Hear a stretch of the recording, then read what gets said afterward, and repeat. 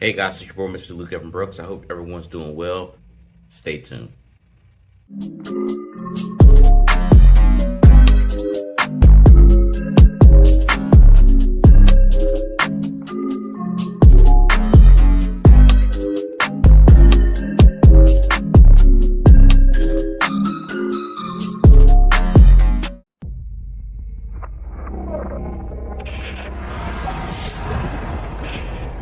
A lot of people think I'm gonna give up.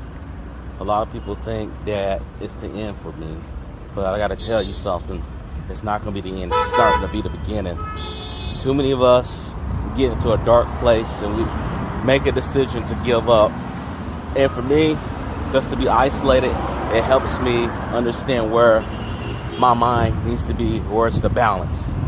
And I think it's just a sign by God as far as what needs to take place in my life and a way forward.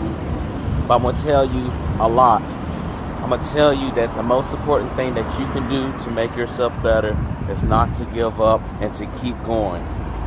You gotta keep your feet going. Someone told me that, if you fall on your back, that's good because you can look up, that means you can get up.